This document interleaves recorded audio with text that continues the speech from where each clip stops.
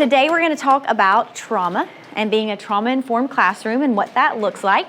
So the first thing I'm going to do is just introduce myself. So my name is Lauren Brown, and I'm the Children and Family Minister at Brookwood Baptist Church in Shreveport, Louisiana. So I've been there for 6 years, but I've been in full-time children's ministry for 18 years. And so these are my kids. These are, we have 3 that started high school this year, so it's been a fun year. So the last 2 weeks have been great, and they're all getting to ride in the same car and go to the same place. But they've taught me all kind of things, working with children, and so I'm thankful for them, and I'm thankful for the opportunity that I've had to be and to serve in children's ministry. So when we're talking about trauma, first we've got to define it, right? So what does trauma look like, and what is trauma defined as? And so we're going to talk about childhood trauma. Childhood trauma occurs when a child experiences an event that causes harm to their physical or emotional well-being. So that's what we're going to talk about today. An event or something that happens in a child's life that causes harm to them physically or emotionally. And so within our ministries or within our classrooms, we all have children or families that have walked through some form of trauma. So right now, what can you think about that you've seen within your ministries or your classrooms? What kind of traumas have you seen within your kids? Suicide. Okay, suicide, even death of a loved one, death of a family member. Divorce of parents. Divorce, separation, of course. Imprisonment of parents. Mm-hmm. Yeah. Prison, yep, incarceration of a loved one, of parents, aunts and uncles, whoever. Neglect is pure neglect. Neglect, physical, emotional neglect. Social isolation. Mm-hmm. Social isolation. That's right. So we have traumas in these kids' life, like the ones we've just named. But then there's also stressors that or like some people may call them like little t traumas. They may not be as big, or we might think of them as a traumatic event, but they do cause stressors. And those can be, even when we were talking about death, like the death of a pet. Like we hear that on Sunday mornings during prayer time, right? My goldfish died last week, and we hear it for a month. We also have, being in Barksdale base, we have those families that move a lot and have to transition into new locations. So those can be a trauma or a stressors in a child's life. You even have the birth of a new child, right? A new sibling. And so sometimes that rocks the siblings' world, right? A lot of new things happening, which can be like little t traumas. Okay, so then when we talk about these behaviors, these traumas, it's a lot of times we have behaviors attached to that trauma, right? So what are some of the behaviors that we see when we're looking at these children who have been through trauma? So in our classrooms, what do we see? Sometimes become very withdrawn. Very withdrawn. They come into our classrooms and they pull away, they isolate. Mm-hmm. Or acting out, you see what I'm saying? Yes, or they act out, the opposite. Mm-hmm. Yeah. Yes, we see some outbursts, we see emotional outbursts, we see physical outbursts. What else? A lot of times, depending on the age of the child, it's a non-age appropriate response to situations, whether Yes. they're handling things in a more adult fashion than they should, or they don't seem to be up to speed where they should be on how they handle Yes. difficult situations. Yes. It really seems like to me that any of those things that are, obviously there's not a super narrow line, but when it gets to the extremes, and like I said, in outbursts or being withdrawn, those swings of the pendulum, we ought to pay attention to. Right. And I think the key word there too is what he said, like age-appropriate behavior. So whenever you poll educators and teachers in the school system, one of the biggest challenges that they have is being able to teach kids that are having behaviors that are outside of the age-appropriate behavior. And so that's what we're going to talk about. And so have you ever had any of your kids hide when they come into your classroom, like crawl underneath the table or go hide under a beanbag? That's sometimes associated with that. What about runners? Do y'all have runners that you have to station in front of the door because you know that child is a runner? I've had to run down the hall in heels before just to grab them and then get bitten at the same time, right? So we have our biters, So all of these behaviors that we see sometimes can be related to trauma. Sometimes it is not. Sometimes it's not related to trauma, but sometimes we have these behaviors. So today, I hope we're going to look at the effects that trauma has on children. So how do we know, what do we see in behaviors of the children who have been through a traumatic event? But then also, how can our classrooms and our ministries be a place of healing for those kids? We're going to talk about something called ACEs. Have y'all heard about ACEs before? So ACEs is, it's ACE, and it stands for Adverse Childhood Experiences. So when you hear us talk about ACEs, that's going to be in a child's life, so 0 to 17, and this is something that's happened in their life that has had an adverse effect on them. And so ACEs can be categorized into 3 different areas, a lot of which we've already just talked about. So the first one is abuse. So there's going to be physical abuse, emotional abuse, and then sexual abuse. And then we also have neglect, so physical and emotional neglect, like their well-being, they're not getting taken care of well to some degree. And then also our household dysfunction. And so within our households, that's when your separation and divorce is going to come in. That's when a mental illness of someone within the household might be, depression or things that are going on with the mental health. You mentioned jail or incarceration earlier, that would fall within household dysfunction. And then also substance abuse. So whether that's medication or alcohol or drugs, whatever that looks like, that would fall when we're talking about household dysfunctions. And when we're looking at ACEs, within a classroom, typically about 45 to 50% of the kids in our classroom is going to have at least one ACE, right? And at first I'm like, wow, that seems really high. But then when you look at divorce rate, now it's almost at 50% as it is. So that would kind of make sense that half of our kids in our classroom would have at least one ACE. And then as studies have gone on, studies have only been looking at ACEs for about 20 years now. So it's a fairly new research that's been going on. But 1 out of 10 of our children will have 3 or more ACEs. So when we have 10 kids, 1 out of 10 would have 3 or more ACEs. And a lot of times those ACEs will build on each other, right? So if a family is going through separation, the husband and wife are separated or divorced, sometimes they're going to lean on alcohol or medication, and so that builds. So if a parent of the household is starting to drink more often than they were or self-medicate in some way, that would add, or maybe it falls into depression, so then that builds on top of each other. And so a lot of these ACEs will stack up. There is so much information out there on ACEs and what it looks like and how it affects our body. It's way easier for me to show a video than it is for me to talk to you about it. So I'm going to show a quick video, and this is going to explain more about ACEs and how it affects our body and long-term effects from that.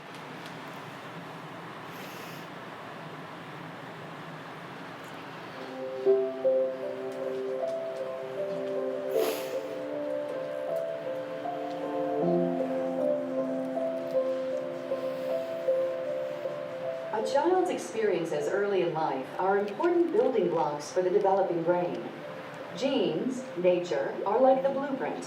They provide the basic framework for brain development. However, genes do not design the brain completely. Environmental influences, nurture, fine-tune how the brain works by shaping which brain connections get used. Connections that are used more grow stronger and more permanent, whereas ones that do not get much use fade away. Together, genes and the environment build the foundation for all future development. Safe, stable, and nurturing relationships early in life lead to healthy development. But children's brains capture other experiences as well. Stressful events. However, not all stress is bad. Positive stress involves normal childhood experiences, like starting daycare or meeting a new person for the first time.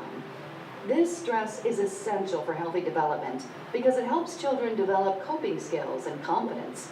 But when stress is frequent, chronic, and uncontrolled, it is toxic to children, especially when they do not have a caregiver to provide support or buffer the stress. Adverse childhood experiences, ACEs, such as abuse, neglect, exposure to intimate partner violence, parental depression or addiction, and poverty are toxic stressors which could lead to lifelong changes in learning and behavior. ACEs early in development can impact social, emotional, and cognitive functioning, increased risk-taking behavior such as drinking and substance use, and increased risk of disease, disability, and social problems later in life. The question is, how do adverse childhood experiences impact a lifelong development? One of the most important systems in our body is our stress system. It's activated when we experience stress. We become alert, our heart rate increases, and so do our stress hormone levels, cortisol and adrenaline. Our body is ready to react, what is known as fight or flight.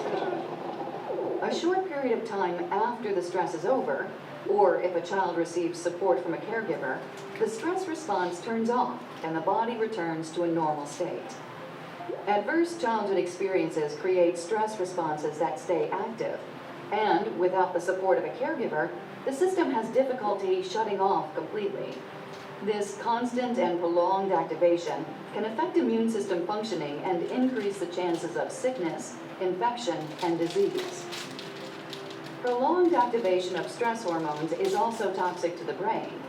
Certain areas of the brain are more vulnerable to toxic stress, including the executive center, or the brain's control center, an area important for solving complex problems, attention, reasoning, impulsivity, inhibition, and learning. A second area is the emotional center, the brain's alarm system, which is involved in processing and interpreting emotions and the ability to control impulses. The third area is the memory and learning center, the brain's filing cabinet, which plays a major role in learning and the formation and retrieval of memories. Science shows that adverse childhood experiences impact all of these brain centers. Behaviorally, what we begin to see is emotional distress, poor emotion regulation, greater impulsivity, learning difficulties, and physical and mental health problems. More recently, science has begun to look at how ACEs cause changes in gene expression through a process called epigenetics, which helps us understand how nature and nurture interact. Epigenetics causes changes in the way genes work without changing the DNA code itself. This occurs through chemical changes influencing how the code is used. In other words, genes are like the hardware in a computer. They determine the boundaries of what is possible. However, we need an operating system to tell the hardware what to do. Epigenetics is like the operating system directing the function of a gene's DNA hardware. The genes we are born with are the genes that we have for life, but experiences like nutrition, exercise, smoking, stressors, and relationships all affect our biology. Adverse childhood experiences are associated with epigenetic changes related to stress, brain development, cognition, and systems associated with mental and physical health. Changes that happen early in brain development are more likely to be enduring and are possibly passed on to future generations as well. The good news is that positive, supportive relationships at any stage in life can make a difference. However, supporting families and children early on will help prevent many of these negative outcomes. One of the key ingredients for healthy development is having warm, loving, and actively engaged caregivers. This involves promoting serve and return interactions, where caregivers actively and warmly engage with the child, making eye contact, responding to sounds, words, gestures, emotional needs, and sharing experiences like reading and play. Providing programs that support caregivers to strengthen these abilities are the blocks that build healthy foundations for life. Okay, so I don't know about you, but for me, when I was watching these videos and I was studying and I was reading the books to get more educated in regards to trauma, after I watched this video, at first I don't know the best way to put it, but it was just kind of like down, like kind of depressed and sad, and it just seems like a lot when you hear about these things happening to kids that they don't have any control over what's happening and then how much it affects their lives. But then the more I studied, and then you got to that the reason I picked this video was you got to the end and it says the good news is that caregivers like you, like our churches, like our ministries, make a difference. and y'all get to have healthy relationships with these children, right? That will allow them to heal and grow and get past the traumas that may have happened. So I'm very thankful for you guys and our volunteers within our ministry that are able to provide this. So like I said earlier, my goal is that we are able to understand a little bit about trauma, but then what we can do in our classrooms to help these children begin to heal. So we are going to talk about these 4 things. You're going to hear these 4 words a lot as we go on for the rest of our time together. So kids who experience trauma will most likely feel one or more of these, and that's they're going to feel unsafe, they're going to feel dysregulated, disconnected, and devalued. And so when we're talking about kids feeling unsafe, one of the books that I read said these are kids who wear a trauma-tinted sunglasses where they just have a darker view of the world, right? They're just worried that something is going to happen to them all the time. And then our dysregulation, that's what we're talking about, those kids who have trouble controlling their mind and body. And then for disconnecting, those are our kids who are not connecting with others, not connecting with adults, not connecting with peers. And then those that may feel devalued. They just don't feel like they add any value. They're not getting the approval that they need. They just don't feel like they're enough.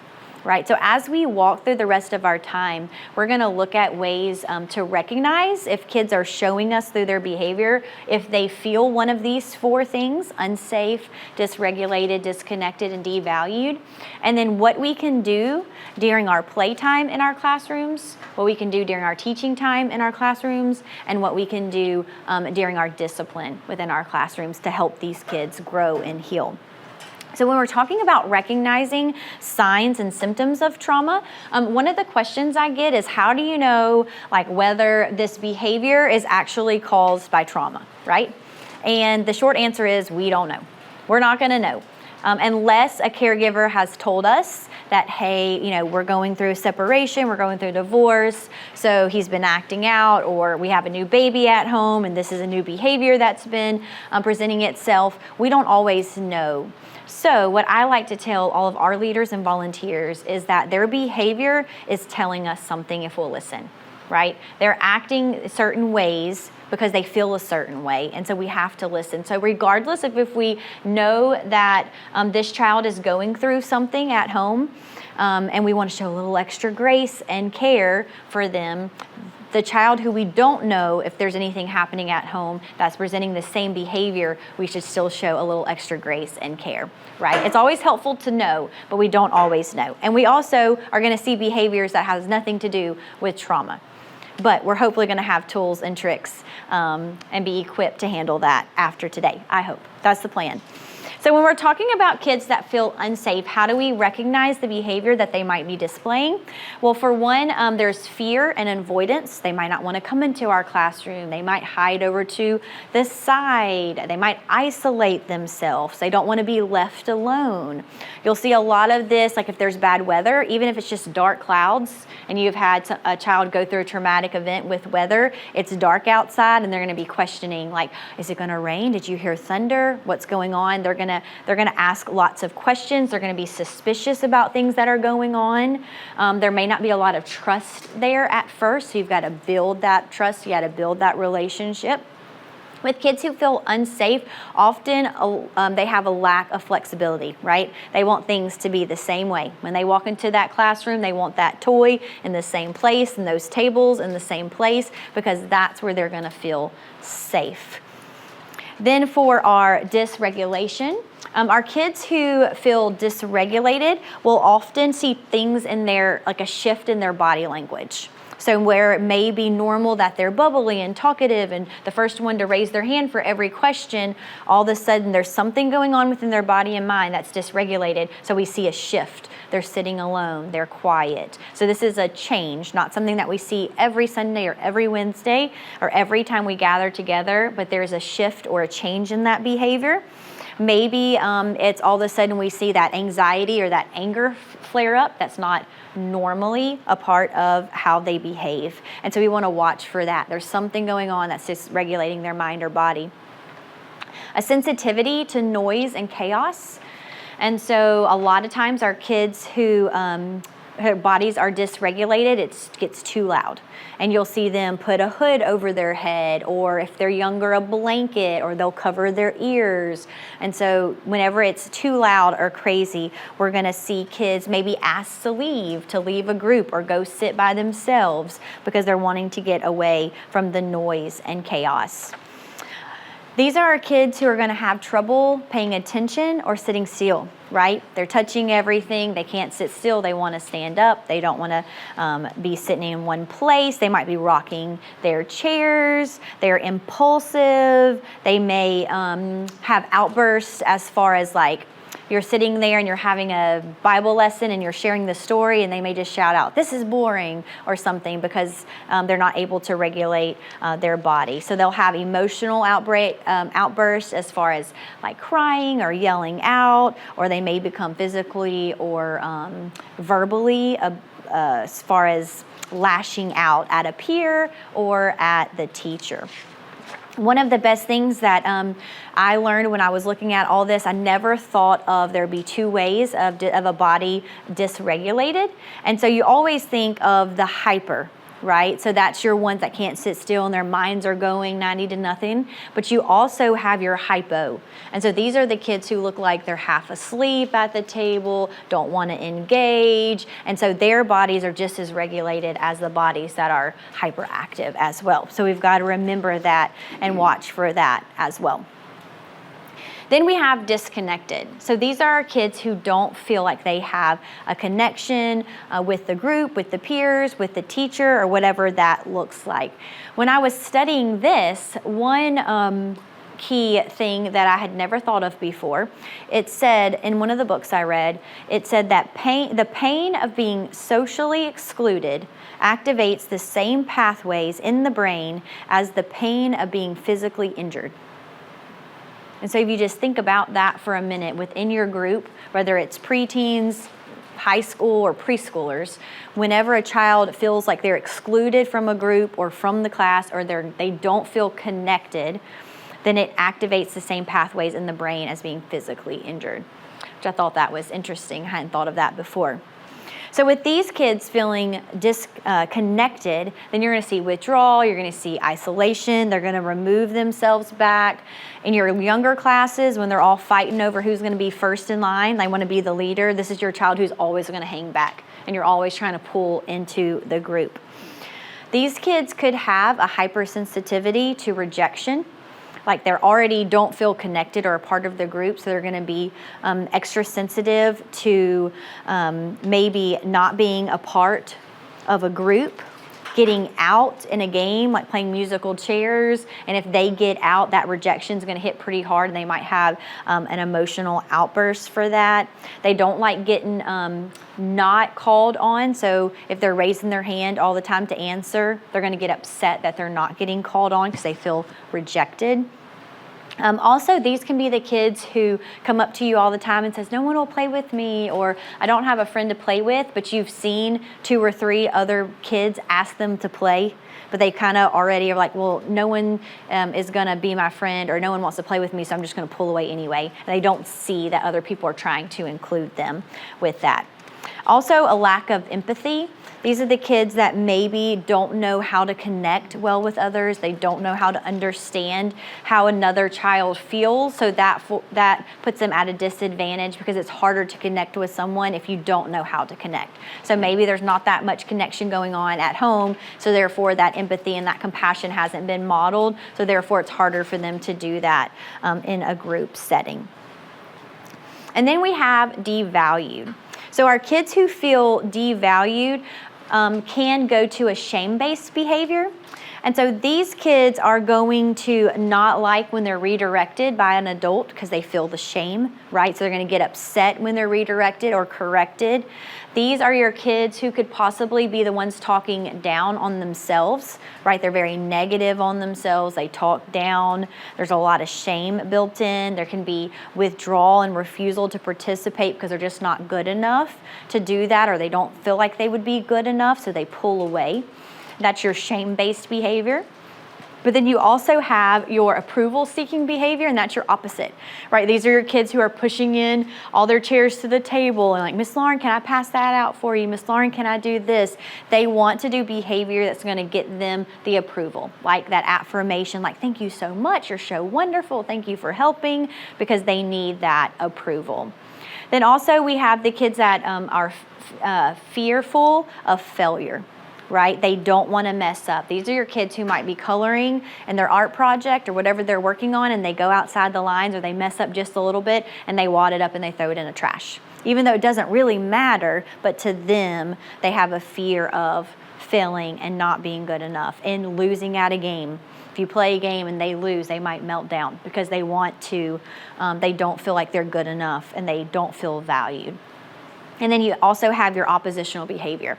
Those are your kids who are going to talk back, push back, and just provide that behavior that just makes it hard. Like they don't want to follow the rules.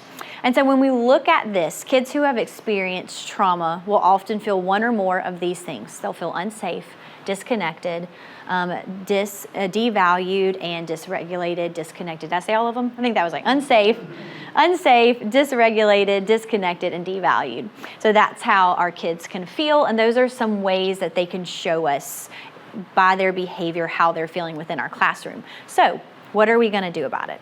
Within our classroom, we're going to look at those 3 different ways that I mentioned earlier, during our playtime, during our teaching time, and during our discipline, and how we can help these kids heal. So we're going to start with playtime first. So within our playtime, we want to have playtime or unstructured time within our classroom. So even though we are in a small group setting or a Sunday morning, Sunday school setting, hopefully there's some time of unstructured time. So what age groups do you all work with in here? What age groups? So I'm a scouting group. It's school age, basically everything from 5 to high school. Okay, so all school age, okay. First through third. First through third, fourth and fifth, all age groups, grade school, okay. K through third. K through third. Toddlers. Okay, you're the little bitties. Okay, so within our playtime or our unstructured time, we typically think that would happen more in our toddlers and our younger kids. But this is something that should be reaching out to all age groups because it allows them time to heal. And we're going to go through that and what our playtime or unstructured time means. It may be when the parents are dropping off their kids at the beginning of class, right? We have a little bit more free time there for the kids to play. But for kids to feel safe in this environment, there is going to be a little bit of chaos in our unstructured time and in our playtime, right? Free time. So we do want to make sure we keep that chaos a little bit down, but we can allow it a little, right? We're still in control. It's not crazy, but it's going to be more than when they're sitting and learning during their teaching time. And so for a child that feels unsafe, that may be a little much, right? So if we can have a place in the corner, a place over to the side where they know that they can go and sit to get away if it's a little too crazy in the middle or whatever we're doing, they know that they can get away. So having a safe or a quiet or a calm corner or an area that can be helpful for a child that might not feel safe during playtime because it can get a little bit louder, can get a little bit crazier. We also can have the noise canceling headphones. That works well. We have a couple of kids at our church that do wear those when it gets a little too loud and too crazy. And they wear them in class and they do their thing and then they're fine to go. But it just helps them feel safe.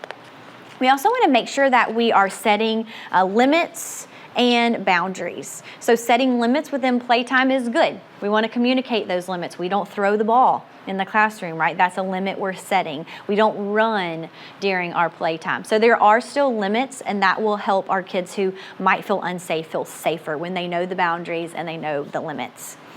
During our playtime, we want our kids to feel regulated. We want to keep those bodies regulated so that they can have as much fun as possible. And during our playtime, if we have that right before our teaching time, that allows our kids' bodies to be more regulated, and teachers like to say gets their wiggles out, right? So if they have that free time to move around the classroom before they move into a teaching time, we're going to get more of their brain and body during that teaching time if we've allowed some free time before that so that they can get their wiggles out and their their bodies. But also it's an escape, right? They can leave whatever's happening at home. They can leave it at the door before they come into this free time, this playtime, and they can just have healthy distractions during their free time and playtime. Connecting, when we talk about a kid that might not feel connected, playtime is a wonderful time for relationship building and for connection. So during our free time, our kids are going to naturally kind of break up into groups to play with different things, and that's when that connection can really happen for our kids. It's also a time, if we're listening as leaders, to hear what's going on in a child's life. Right? So it's not just during prayer time that we get the pray for this and we hear what's going on in their life, but during their free time and when they're free to kind of talk about and the things that's going on in their life, then we can kind of hear. And so that helps us connect to the kids as well. And I would just really encourage you to take part in that free time. Get down on the ground if you're in a preschool class and they're building blocks or playing with cars, or if the students are playing ping pong or basketball, join in that free time and that unstructured playtime, because it's how we're going to connect with them and it's how they are going to connect with their peers. So feeling valued. During free time, it's really, really cool to see how kids start to feel value and get the affirmation that they need to feel value, because they're doing things that they feel like they're good at. Because we're not telling them what to do, right? They're going and finding the areas that they want to do during that free time, and so they're building value. So I know for us, I have little girls come in every Sunday and want to show me their cartwheels down the hall. Miss Lauren, I just learned this at gymnastics, right? And so I'm like, okay, just one time because it's not safe. You might kick a friend, but that is so good, right? So they're showing us something that I wouldn't otherwise have put into my lesson plan to teach, right? So our free time, maybe it's crafts. Maybe they're really good at drawing and art, so they're going to go to that craft area. Maybe they're really good at building, and so they're going to go to the blocks. So during our free time, that's how we're going to gain that value, that affirmation, to make them feel good about themselves, to make them feel like they're enough, because they can do this. And so that's really cool about having that unstructured time within our classroom as well. Okay, now we're going to move into our teaching time. So within our teaching time, we're going to look at all 4 areas again. During our teaching time, we want our kids to feel safe. We want our kids to feel safe emotionally and physically. So emotionally safe, let's go physically safe. Physically safe, first, we want to bring down the chaos. So the chaos is okay during our unstructured time or free time or playtime. But during our teaching time, we want to bring that chaos down. We want more order. We want the kids to know what's going to happen next. And we want them to be very structured and orderly so that our kids will feel safe physically. But we also want them to feel safe emotionally. We want to make sure that we're setting them up for success. We want them to make sure that we are confident, we are very confidential with what is being spoke about, to the degree that we're able to be confidential, right? If they're going to hurt themselves or hurt others, we need to report it, and we're mandated reporters, so, we have to report the things we're supposed to report, but at the same time, we want to create a safe space for them to share during our teaching time, and we just want to be very predictable. That will help. For me, I find that I have the best ability to keep a kid feeling safe when I'm in a smaller classroom. So if I ever have a child that I know is coming from an unsafe background or is presenting behaviors of feeling unsafe, if I can move them to a smaller classroom, I get a better desired behavior from them. There's just something about a smaller classroom that adds safety. When you bring them to a large group, sometimes our kids go wild in a large group setting, but if we can bring them into a smaller setting. So during our teaching time, if we can be in a smaller setting, that will help our kids feel safe. Now, as far as feeling regulated and our kids' bodies and minds feeling regulated, we want to make sure we keep our teaching time brief. And so that's going to determine the age of our children in our classroom, right? How long we have their attention. But there are little things that we can do differently to keep their attention a little bit longer than maybe we would have. So how many of you like to work out? Anybody? I don't want, well, I do it, but I don't want it. Yes, okay. Well, I don't enjoy it. I never have. My husband and I just started in October. We got a membership. And I'm going to trying classes. And so there's a strength building class that seems pretty cool. It's like aerobics, and then you have the weights and stuff. And so there's other women in there, and they have like these big, like 5 pound, 8 pound, 10 pound weights, and we're doing all this repetitive movement. I have to start out with no weights because my arms are burning and I haven't even started moving them yet. But I'm going to get better. All that to say is that when our bodies are not regulated, then it's hard for us to focus. So when I'm in a workout class, I'm waiting for her to count down to 1. So I can't tell you what music's playing. I can't tell you what anybody else is saying. My mind and my muscles in my arm are waiting like 5, 4, okay, 2 more, 1 more, okay, we're done. So I'm not even thinking. So if our kids' bodies are not regulated, they are not taking in what we are teaching, right? They're waiting for you to say, okay, now we're going to move to our next thing. So we've got to make sure that there is movement involved, that they're not just having to sit still and not talk and not move. To get the best out of our teaching time, we want to provide moments of movement. So one of those ways that we can do that is through full body movement or a gallery walk. So full body movement would be something that we're allowing them to do while we're teaching. So maybe that's thumbs up and thumbs down, or stand up and sit down, or stick your right leg out, or whatever it is we're allowing them to move. That's going to get us a little bit more of our teaching time, right? A gallery walk might have them like move over here to look at a picture and then come back to the group to talk about it. And then move over here to read a verse and then come back to look at it. With your younger ones, that's going to be a lot harder because it's everything that you can do to get little preschoolers to sit down in the first place to tell them. But as you get a little bit older, some of our kids we can get a little bit more teaching time if we're moving them to different parts of the room. So adding any type of movement will help us get a little bit more of that teaching time because their bodies and their minds will be able to regulate. For connecting, when we're teaching a lesson, if you're anything like me, I have my lesson plan and it's what I'm sticking with, right? First we got to do this, and then we got to do this, and I only have this much time to hit this because then I'm going to start losing them, right? So one of the things with connection is for us just to remember that every now and then it is okay to take on off-topic conversations, just so that we can allow our kids to connect a little bit more. So you might have a child raise their hand and ask a question or talk about something that's not in your lesson plan for that Bible story or that Bible activity. But sometimes if it's a child that needs to feel connected, or if it will help with the connection within our room, if we're ready for off topic, that will help a lot those kids feel connected.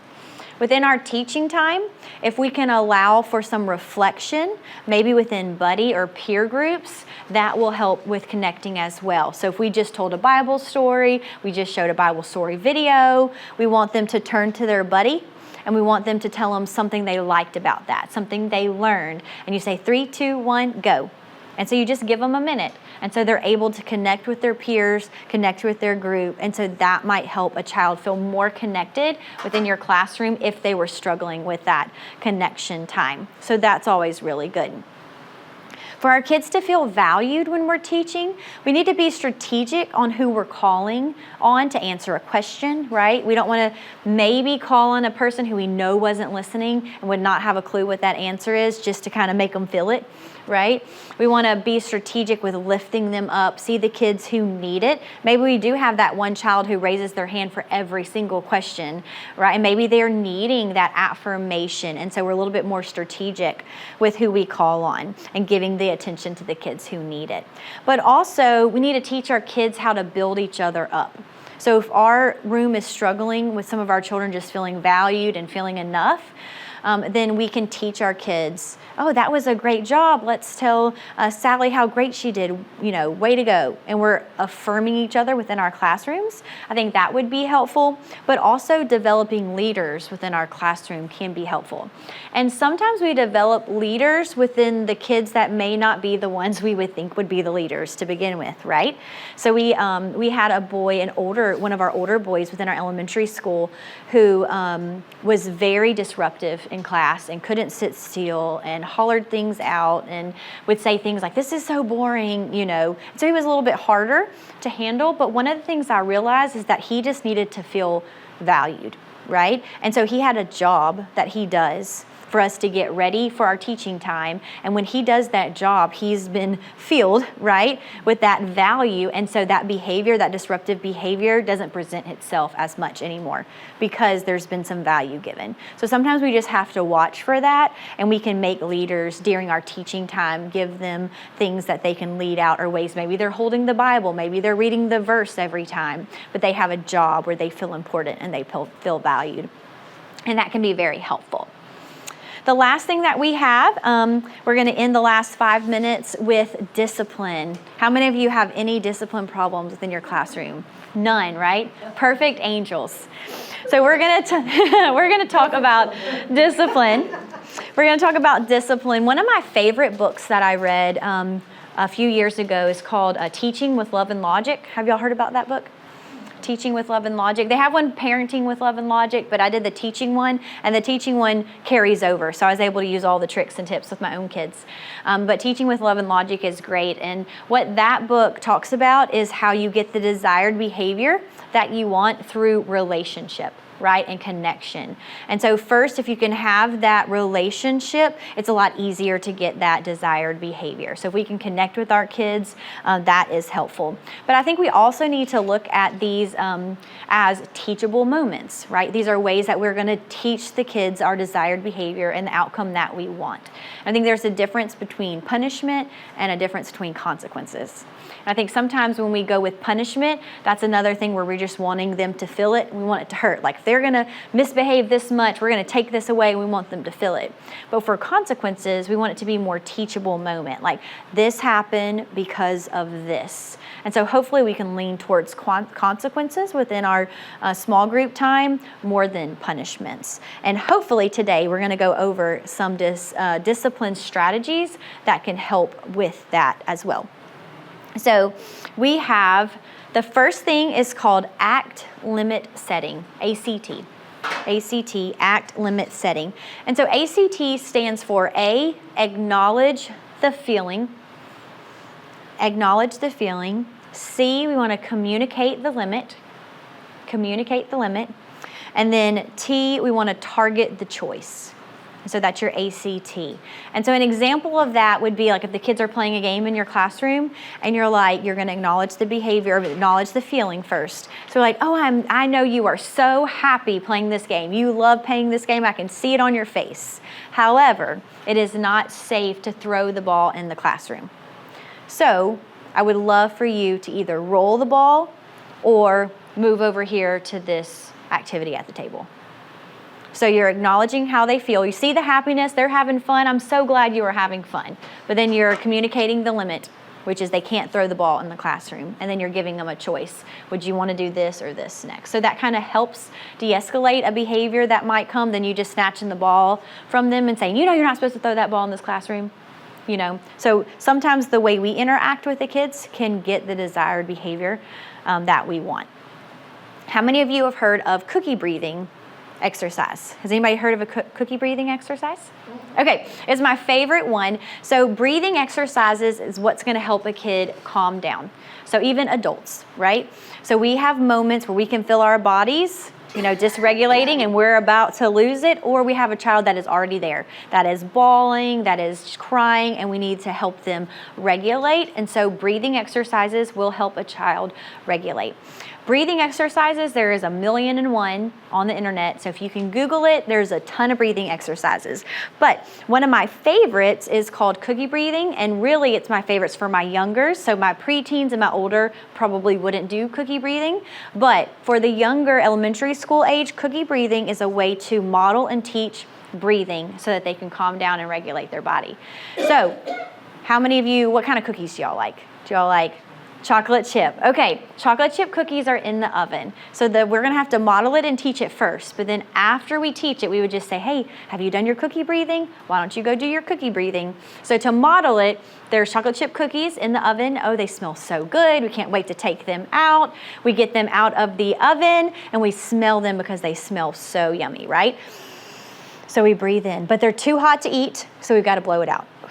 We got to blow on them. And then we're going to breathe them in because they smell so good, but then we got to blow on them because they're so hot. Okay, so after 3 or 4 times, depending on the child that they need, then it's cooled off, they can eat them, and then they can go play.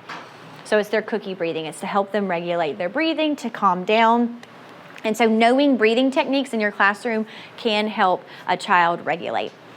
Also, there's something called name it to tame it.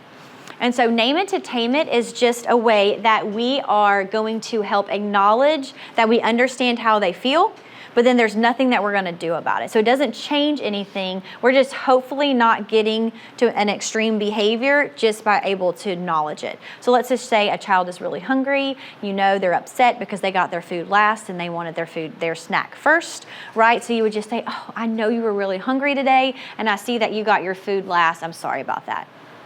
You're not changing anything about it, but just acknowledging it might dry up the tears or change the behavior or the meltdown that might be happening. Just, you understand how they feel, you know. Also, playfulness. Playfulness can help. I'm not as good at this as others. Some of my teachers are really good with this, but playfulness is just used to hopefully help. You have that child who wants that power struggle, right? And is just going to push, and just see how far they can go. Playfulness kind of diffuses that. So if you have a child that came in and didn't get to sit at his seat where he wanted to sit, and so he's having a meltdown right then, right? And so one of my teachers did this the other day, and I was like, oh, okay, it worked.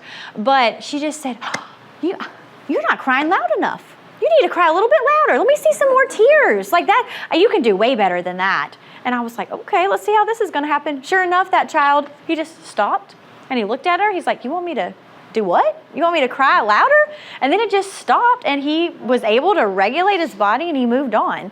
I would never have thought of that. But sometimes a playfulness or just some kind of crazy interaction like this can distract and get their mind off of what was happening, and they can move on. So playfulness can be a way to avoid that power struggle and give a child what they're wanting.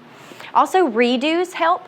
So redos are when we ask a child to do something again. So they're not getting punished for the first way that they did it. You're going to give them another chance, and hopefully they'll do it right the second time. So how about you go back to the door, come back in, and let's use our walking feet this time, because maybe they were running. We want to make sure that we tell them what to do instead of just go try that again. Because they might try it again, and instead of running this time, they flip or they do a cartwheel, right? We want to be very specific with what we want them to do. So we wanted them to go back to the door, wanted to come back in and use their walking feet. If you need them to not run around the room, then we're going to tell them, we're not going to say, hey, you're not supposed to run in this classroom, because that's telling them what not to do. We need to make sure we're telling them what we want them to do. Do we want them to jump? Do we want them to crawl? Or we do want them to use their walking feet? So make sure we allow redos, and a lot of times that will help a child regulate and do the right thing the second time. The next thing that we have is something called time in. So for those kids that don't feel a part of the group or a part of the class or have trouble connecting, when we send them away to time out, we're just affirming how they feel, right? We're just saying, nope, no one wants you in this group. We're going to send you over there. That's not what we're saying, but that might be how they feel. So there's something called time in. There should be 2 leaders in every class because it's the 2-leader rule. And so if one leader is teaching, then you still have the hands or free time of the other teacher in the classroom. And so you could sit that child next to another adult or a leader. So that's why we call it time in. So instead of making them leave the group, we're pulling them into the group and sitting them by a leader if they just need a little bit more attention and help making the right behavior choices. And then the last thing is the power of yes. So the power of yes is sometimes we're able to diffuse a meltdown or a situation if we're just able to say yes, but we wanted to say no, but we're saying yes in a way that still gets us the no answer. For example, so if a child comes in and is upset because they're ready for snack now, like they're ready for their snack. They see that it's donuts that day and they want their snack. So instead of just saying, no, go sit down, there might be a meltdown, right? So if you say, yes, I'm so excited about our donuts today, that is right after our Bible story time. So we're still saying yes. We're not giving them their snack right then. We're saying, yes, we're going to have snack, but it's going to be later. So we're still giving them the yes even though the answer is no, not right now. We're giving them a yes, but it's for the desired way. So anytime that we can say yes, especially if it's a strong-willed child within our classroom, that will always help possibly get the desired behavior that we want.